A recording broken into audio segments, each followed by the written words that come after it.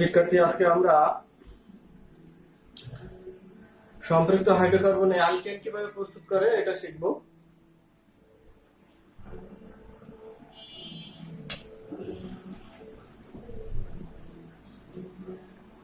Alkane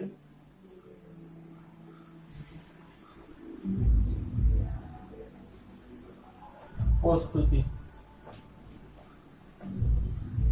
এর আগের ক্লাসে আমরা অ্যালকেনের যৌগ সম্পর্কে দেখেছি এবং অ্যালকেনের যৌগগুলো সম্পর্কে এবং তাদের সংকেত সম্পর্কে আমরা জেনেছি। আজকে অ্যালকেন কিভাবে প্রস্তুত করে আমরা সেটা দেখব। কার্বন ডাই অক্সাইডকে অ্যালকেন বিভিন্ন ভাবে প্রস্তুত করা যায়। এক নাম্বার হচ্ছে যে কার্বন ডাই অক্সাইডকে সঙ্গে হাইড্রোজেন যোগ করে নিকেল প্রভাবকের উপস্থিতিতে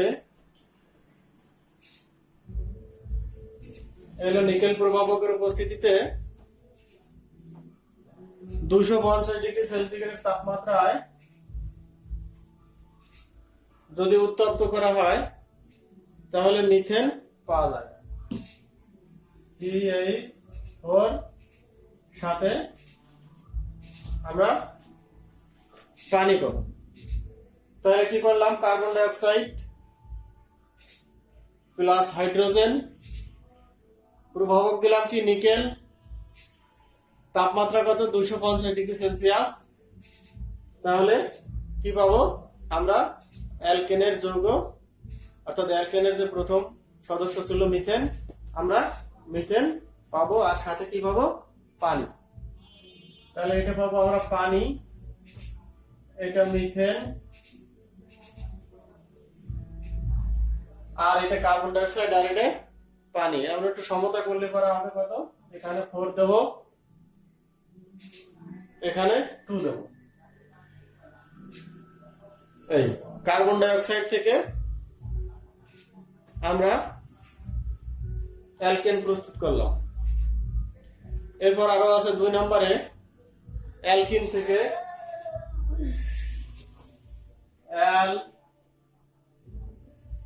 অ্যালকেন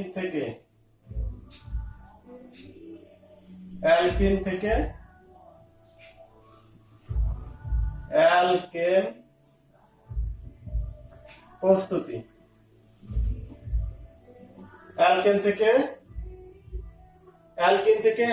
অ্যালকেন প্রস্তুতি। তাহলে অ্যালকেনের একটা যৌগ বলো, অ্যালকিনের একটা যৌগ যেমন ইথিন, অ্যালকিনের যৌগ ইথিন CH2 আমরা জানি যে অ্যালকিনের যৌগ হতে হলে কি লাগবে, দ্বিবন্ধন লাগবে। তাহলে এটার নাম আছে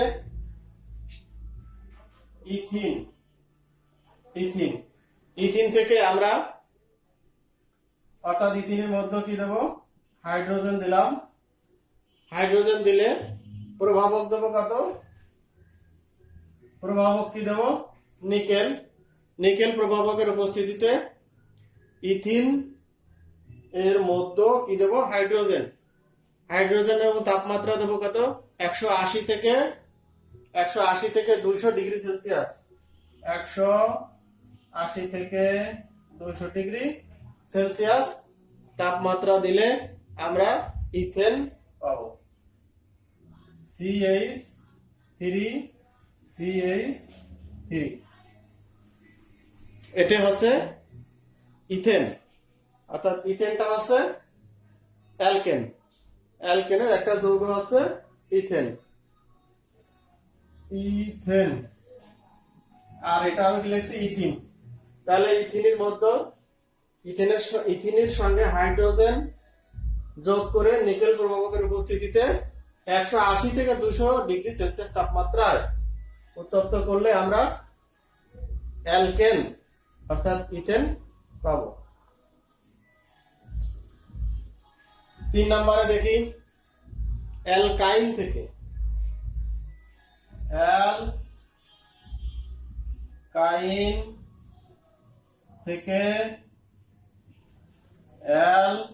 অ্যালকেন প্রস্তুতি।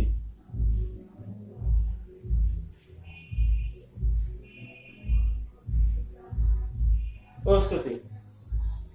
তাহলে আমরা এই অ্যালকাইনের একটা যৌগ হচ্ছে ইথাইন। আমরা এর আগে অ্যালকাইনের কি কি যৌগ আছে সেগুলো সম্পর্কে জানছি পূর্বের ক্লাসে। তাহলে ইথাইন CH আমরা জানি যে ইথাইনে ত্রিবন্ধন হয়। এর ভিতরে কি দেবো আমরা? হাইড্রোজেন দেবো। হাইড্রোজেন দেব। আর কি দেব? নিকেল দেব প্রভাবক হিসেবে। তাপমাত্রা 180 ডিগ্রি থেকে 200 ডিগ্রি সেলসিয়াস। তাহলে উত্তপ্ত করলে আমরা ইথেন পাবো, CH3। তাহলে এটার নাম হচ্ছে ইথেন, আর এটার নাম হচ্ছে ইথাইন। তাহলে আমরা 3 পদ্ধতিতে, একটা পেলাম কার্বন ডাইঅক্সাইড থেকে, আর একটা পেলাম অ্যালকিনের যৌগ ইথিন থেকে, আর 3 নম্বরটা আছে অ্যালকাইনের যৌগ ইথাইন থেকে। অর্থাৎ আমরা 3 ভাবে অ্যালকেন প্রস্তুত করতে পারি।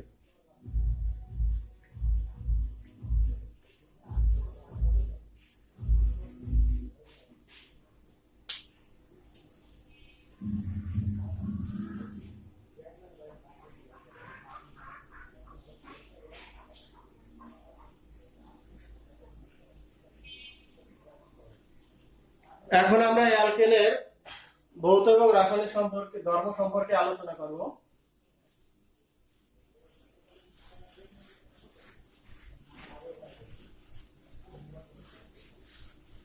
অ্যালকেনের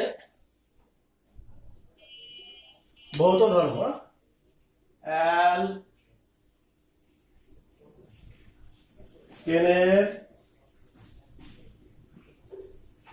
ভৌত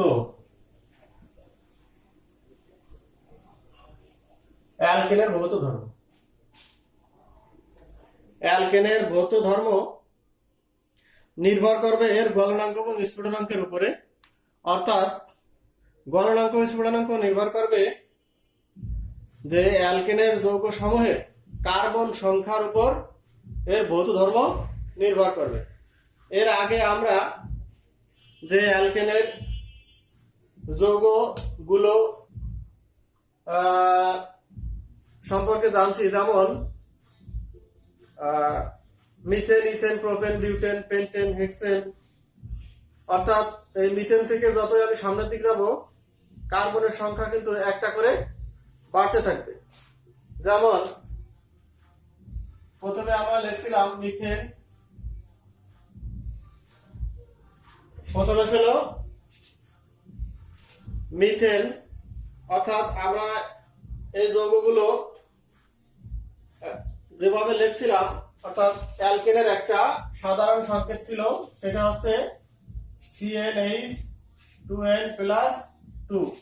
অর্থাৎ এখানে কার্বনের সংখ্যা, অর্থাৎ n এর মান 1 থেকে n এর n সমান 1 2 3 4 5 এইভাবে চলতে থাকবে। তো প্রথম সদস্য ছিল মিথেন। এই মিথেনটা আমরা একটু দেখি আবার সংকেতগুলো। যেমন এখানে যদি 1 দেই আমি, তাহলে কত হবে? C, অর্থাৎ কার্বন একটা। আর হাইড্রোজেন কত হবে? এখানে 1 দিলে 2 × 2 2 দুগুণে 4, এটা মিথেন। তারপরে কি ছিল? ইথেন ছিল। মিথেনের পর ইথেন ছিল। ইথেনে কার্বন কয়টা?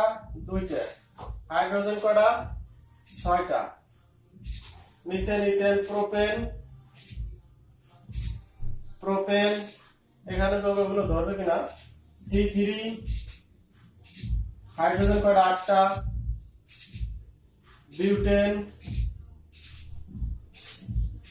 C4, H10, methane, ethane, propane, butane, pentane এই কয়টা? 5টা, হাইড্রোজেন 12টা, তারপরে বিউটেন আর পেন্টেনের পরে হেক্সেন, হেক্সেনে কার্বন 6টা, হাইড্রোজেন 14টা, তারপরে আছে হেপ্টেন, হেপ্টেনে কার্বন কয়টা, 7টা, হাইড্রোজেন 7 দুগুণে 14 15 16,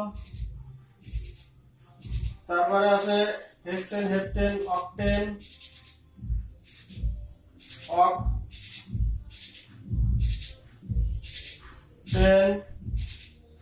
এখানে কার্বন 8টা, হাইড্রোজেন 18টা, তারপরে আছে নন-এন, নন-এনে কার্বন 9টা, হাইড্রোজেন 20টা, তারপরে ডেকেন, ডেকেনে কার্বন কয়টা, 10টা, হাইড্রোজেন 22টা। এরপর আরো আছে যে যৌগগুলো, এরপর আছে আনডেকেন, আনডেকেন, এখানে আছে কার্বন 11টা, হাইড্রোজেন 24, তারপর আছে ডো ডেকেন, ডো ডেকেন, এখানে কার্বন 12টা, হাইড্রোজেন 26টা। এরপর আরো আছে ট্রাই ডেকেন, আমি একটু সামনে লিখি,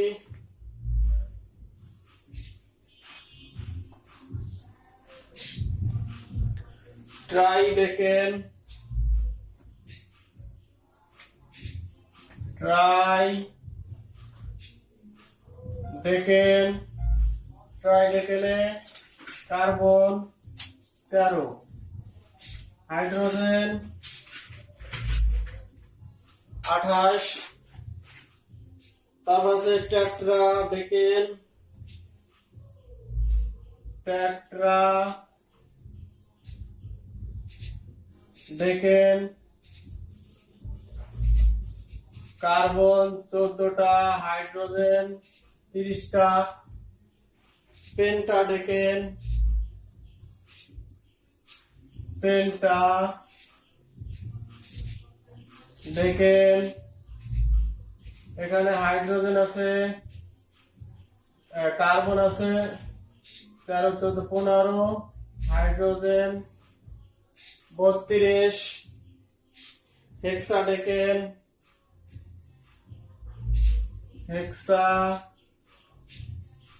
ডেকেন, carbon 16, hydrogen 34, hepta ডেকেন, hepta ডেকেন, C17, hydrogen 36, octa ডেকেন, octa ডেকেন, এখানে কার্বন আছে কয়টা, 18টা, হাইড্রোজেন আছে 38টা, ননা ডেকেন, ননা ডেকেন, এখানে কার্বন আছে 19টা, হাইড্রোজেন আছে 40টা, তারপরে আছে আইকোসেন, আইকোসেন, এখানে কার্বন 20টা, হাইড্রোজেন 42টা। তো এই হচ্ছে 1 থেকে 20 পর্যন্ত অ্যালকেনের যে যৌগগুলো আমি এটা লিখলাম এই জন্য, অর্থাৎ ভৌত ধর্মটা নির্ভর করবে কার্বনের সংখ্যার উপর, কার্বনের সংখ্যার উপরে। তো এখানে কার্বনের 1 থেকে 4 পর্যন্ত এরা সবাই গ্যাসীয়, 1 থেকে 4, অর্থাৎ এখানে কার্বন কত, 1টা, এখানে 2টা, এখানে 3টা, এখানে 4টা। তো এই 1 থেকে 4 পর্যন্ত যে যৌগ আছে 4টি, মিথেন, ইথেন, প্রোপেন, বিউটেন, এই 1 থেকে 4টি যৌগ, অর্থাৎ এখান থেকে এই পর্যন্ত এই 4টি যৌগ হচ্ছে গ্যাসীয়। গ্যাসীয় এই 4টি যৌগ, অর্থাৎ কার্বন 1 থেকে 4, 1 থেকে 4 এরা হচ্ছে গ্যাসীয়। আর 5 থেকে 15, 5 থেকে 15 অর্থাৎ এটা পেন্টেন, এখানে কার্বন কটা 5টা, এই 5 থেকে 15 কোথায়, এটা হচ্ছে 12,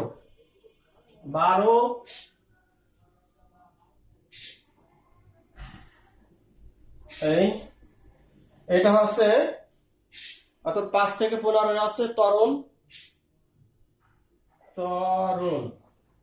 এরা হচ্ছে তরল।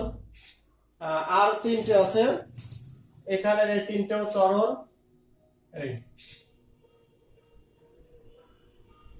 এরা তরল, অর্থাৎ কার্বন 5 থেকে 15 পর্যন্ত এরা হচ্ছে তরল পদার্থ। এরপর যারা আছে 16 থেকে 20 পর্যন্ত এরা কঠিন পদার্থ। এইখানে কার্বন 16, এখান থেকে এই পর্যন্ত এরা হচ্ছে কঠিন পদার্থ, এরা আছে কঠিন পদার্থ। তাহলে আমরা দেখলাম যে কার্বনের সংখ্যার উপর ভিত্তি করে এই অ্যালকেনের যৌগগুলো কেউ গ্যাসীয় পদার্থ, কেউ তরল পদার্থ এবং কেউ কঠিন পদার্থ।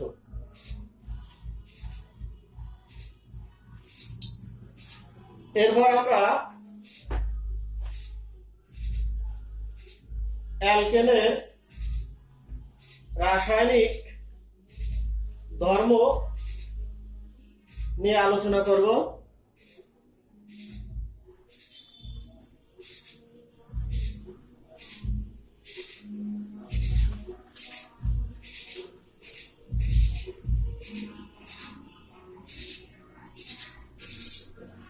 অ্যালকেনের রাসায়নিক ধর্ম।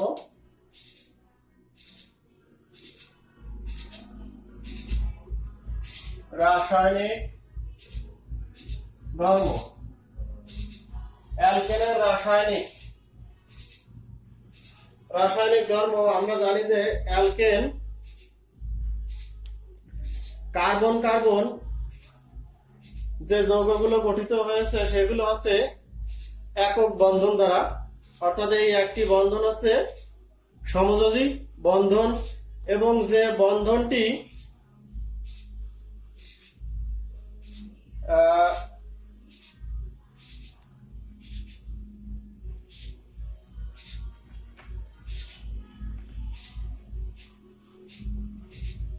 অত্যন্ত শক্তিশালী একক বন্ধন। তাই এই যৌগগুলো রাসায়নিক বিক্রিয়ায় খুব একটা অংশগ্রহণ করে না, তাই এদেরকে প্যারাফিন বলা হয়।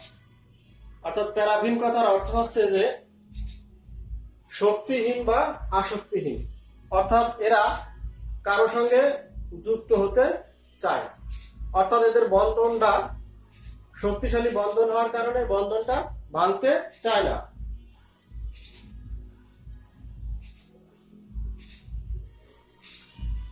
অর্থাৎ দেখা গেছে এরা রাসায়নিকভাবে অনেকটা নিষ্ক্রিয় অবস্থায় থাকে। তো তার পরিপ্রেক্ষিতে আমরা বলতে পারি যে এরা রাসায়নিক বিক্রিয়ায় অংশগ্রহণ করে না বললেই চলে, যেহেতু এদেরকে প্যারাফিন বলে। এরা অ্যাসিড ক্ষার ধাতু জারকের সঙ্গে বিক্রিয়া করে না, এমনকি এরা অক্টেন, গাঢ় সালফিউরিক অ্যাসিড, সোডিয়াম ধাতু, পটাশিয়াম পারম্যাঙ্গানেটের সঙ্গে এরা বিক্রিয়া করে না। তবে কিছু বিক্রিয়া এরা দিয়ে থাকে, যেমন দহন বিক্রিয়া দেয় এরা। এক নম্বরে দেয় দহন বিক্রিয়া।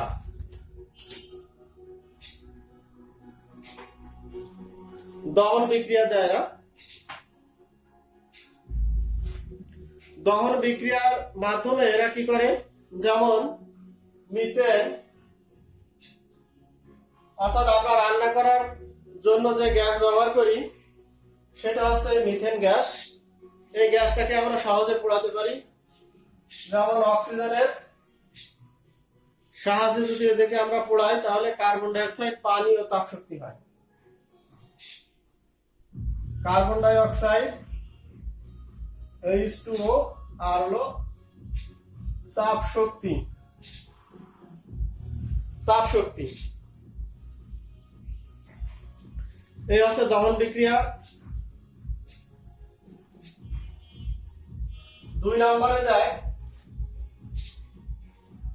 হ্যালোজেন প্রতিস্থাপন বিক্রিয়া, অর্থাৎ এরা হ্যালোজেনের সাথে যুক্ত হয়ে থাকে।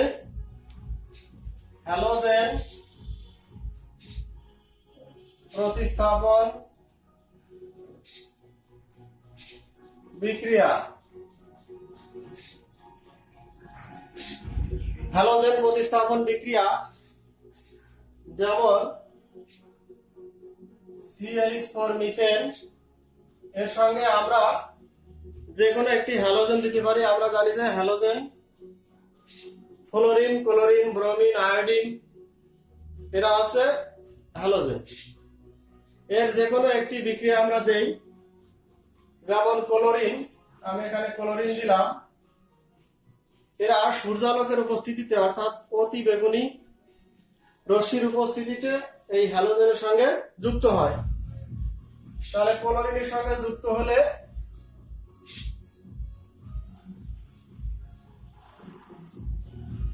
এটা হচ্ছে অতি বেগুনি রশ্মি, আল্ট্রাভায়োলেট রশ্মি। তাহলে কি তৈরি হবে, অর্থাৎ এখানে যে হাইড্রোজেন 4টা ছিল, এই 4টা থেকে একটা হাইড্রোজেন চলে যাবে, তাহলে থাকবে কয়টা, 3টা। আর এখানে ক্লোরিন আছে কয়টা, 2টা। এখানে একটা ক্লোরিন যুক্ত হবে। আর এখান থেকে যে হাইড্রোজেনটা চলে যাবে সেই হাইড্রোজেনটা এখানে থাকবে। আর এখানে যে 2টা ক্লোরিন ছিল তার একটা এখানে আসছে, বাকিটা এর সঙ্গে যুক্ত হবে। তাহলে আমরা এখানে পেলাম CH3Cl। অর্থাৎ এইভাবে অ্যালকেনের যৌগ সমূহ কি করবে, এই হ্যালোজেনের সঙ্গে যুক্ত হবে, হাইড্রোজেনকে প্রতিস্থাপিত করে যুক্ত হবে। তাহলে এটা আমরা পাইলাম কি, মিথাইল ক্লোরাইড। এর আগে আমরা অ্যালকাইল মূলক নিয়ে যে আলোচনা করেছিলাম, অর্থাৎ অ্যালকেনের যৌগ থেকে যদি একটি হাইড্রোজেন সরানো যায় তাহলে যেটা থাকে সেটা হচ্ছে অ্যালকাইল এর যৌগ। তাহলে এটা আমরা সেই দেখো যে এখানে মিথেন থেকে যে একটা হাইড্রোজেন চলে গেছে, অর্থাৎ অ্যালকেন থেকে, এটা অ্যালকেন একটা সদস্য, অ্যালকেন থেকে একটা হাইড্রোজেন চলে যাওয়ার কারণে এখানে কার্বন ছিল, হাইড্রোজেন ছিল 4টা, এখানে হয়ে গেল কয়টা, 3টা হয়ে গেল। অর্থাৎ একটা হাইড্রোজেন প্রতিস্থাপিত হয়ে গেছে, অপসারণ হয়ে গেছে। তো এটা হচ্ছে মিথাইলের, অর্থাৎ সেই আমরা যে অ্যালকাইলের কিভাবে যৌগ গঠিত হয় সেটা পূর্বে ক্লাসে দেখেছি। তাহলে এটা হচ্ছে এটাকে আমরা কি বলবো, এটা মিথাইল মূলক। মিথাইল মূলক অর্থাৎ এটাকে আমরা ক্লোরোমিথেন বলতে পারি বা মিথাইল ক্লোরাইড বলতে পারি। আজকে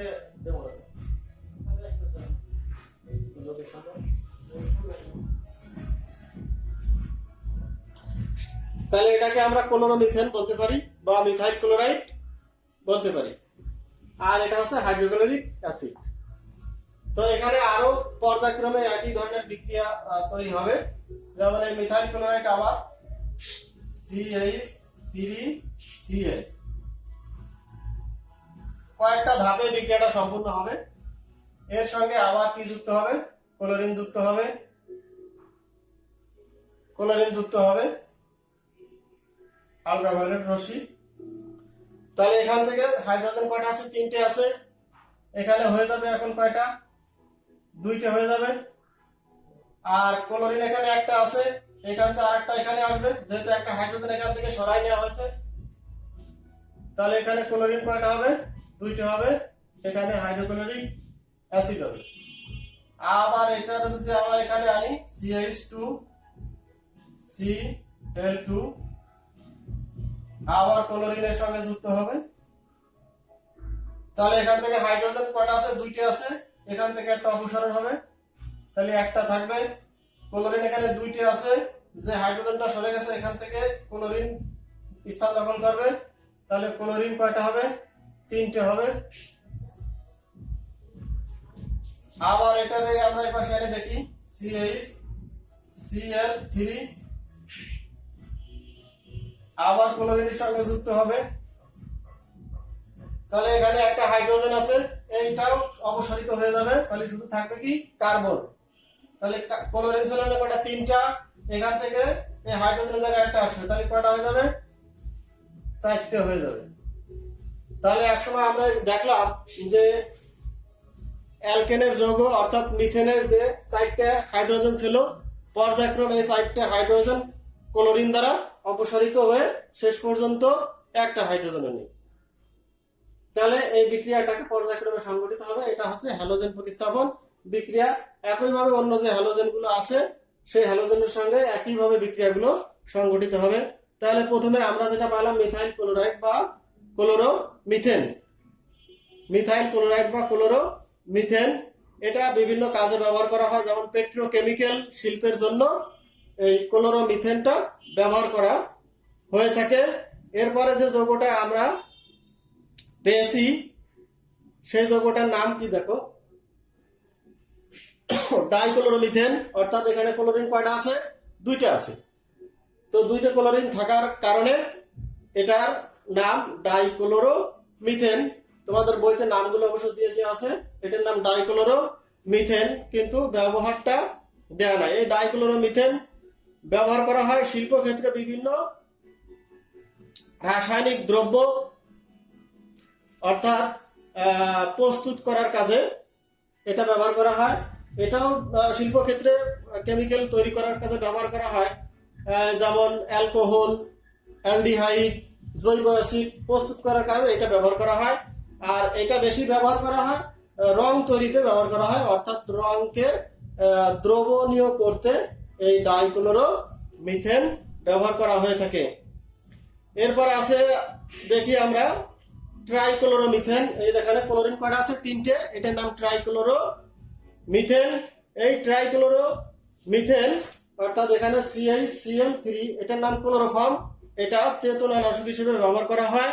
অর্থাৎ এটা যদি কারো নাকে যায়, ঘ্রাণ আকারে যায়, তাহলে সে অজ্ঞান হয়ে যাবে। এই জন্য এটার নাম অর্থাৎ বাণিজ্যিক নাম ক্লোরোফর্ম। তো এটা চেতনানাশক হিসেবে ব্যবহার করা হয়। ক্লোরিন তিনটে আছে, এই জন্য ট্রাইক্লোরোমিথেন। আচ্ছা, লাস্টটা যেটা কে আছে? টেট্রাক্লোরোমিথেন। অর্থাৎ এখানে কার্বন কয়টা আছে? ক্লোরিন আছে 4টা। এটার নাম আছে টেট্রাক্লোরোমিথেন। এই টেট্রাক্লোরোমিথেনও বিভিন্ন কাজে ব্যবহার করা হয়ে থাকে, যেমন গ্রিস তৈরিতে ব্যবহার করা হয় বা ময়লা সহজে দূরীভূত করার কাজে এটা ব্যবহার করা হয় ইত্যাদি। তো এই হচ্ছে আমাদের যে হ্যালোজেন প্রতিস্থাপন বিক্রিয়া। আমরা যে যৌগগুলো পাইলাম, প্রথমে পাইলাম ক্লোরোমিথেন, যেটাকে আমরা বলছি যে অ্যালকোহল, অ্যালডিহাইড, জৈব অ্যাসিড তৈরিতে ব্যবহার করা হয়। তারপরে আছে ডাইক্লোরোমিথেন। এই ডাইক্লোরোমিথেন রং শিল্পে ব্যবহার করা হয়, রং তৈরিতে ব্যবহার করা হয়। তারপরে বলছি আমরা ক্লোরোফর্ম অর্থাৎ ট্রাইক্লোরোমিথেন, এটা ব্যবহার করা হয় চেতনানাশক হিসেবে। এরপরে আমরা লাস্টে পাইলাম টেট্রাক্লোরোমিথেন, যেটাকে গ্রিস বা বিভিন্ন ময়লা পরিষ্কার করার কাজে ব্যবহার করা হয়। এই হচ্ছে অ্যালকেনের হ্যালোজেন প্রতিস্থাপন বিক্রিয়া। আর আগেরটা আমরা করছি দহন বিক্রিয়া। আরো একটি বিক্রিয়া অ্যালকেন দিয়ে থাকে, যেটা হচ্ছে তাপীয় বিয়োজন বিক্রিয়া। অর্থাৎ বড় একটি যৌগকে ভাঙতে, বড় একটি যে কোনো যৌগকে ভাঙতে এই অ্যালকেনের যৌগ ব্যবহার করা হয়ে থাকে। সেটা হচ্ছে তাপীয় বিয়োজন। সেটা হতে পারে তাপ প্রয়োগ করে বা হতে পারে শুধু বিয়োজন প্রক্রিয়া ব্যবহার করে।